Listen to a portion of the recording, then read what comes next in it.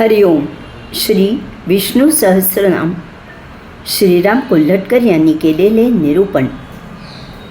चंद्रांशुः चंद्राच्या किरणाप्रमाणे आल्हाददायक असलेला, संसार तप्तांना शांतविणारा. भास्कर द्युतीः सूर्याच्या तेजाप्रमाणे ज्याचे तेज आहे. परस्पर विरोधी अशी ही नावे वाटली तरी ती एकमेकांस पूरक आहेत.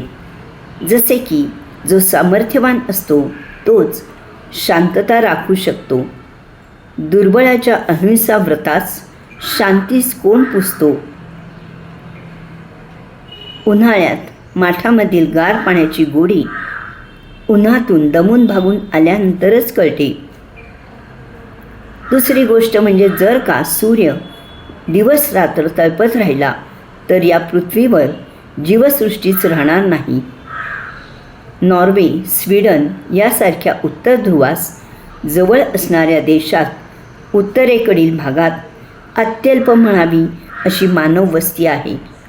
कारण तेथे 6 महिने दिवस व 6 महिने रात्र असते. वनस्पतीसृष्टी तर तेथे अजिबात नाही. हा विचार झाला वातावरणाबद्दल.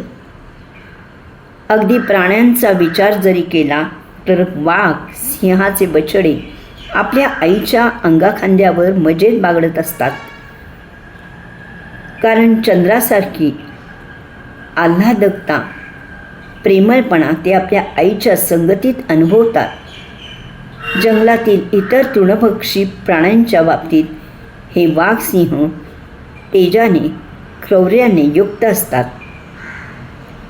थोडासा मनुष्य प्राण्याच्या बाबतीत आपण विचार केला तर ऑफिसमध्ये कर्तव्य कठोर वाटणारा बाबा आपल्या मुलाच्या बाबतीत घोडा देखील त्यांना पाठीवर बसवून खेळत असतो. म्हणूनच सकृत दर्शनी विरोधी वाटणारी ही भगवंताची नामे आपल्याला निसर्गात, प्राणी आणि मनुष्यसृष्टीत एकाच ठिकाणी पाहायला, अनुभवायला मिळतात.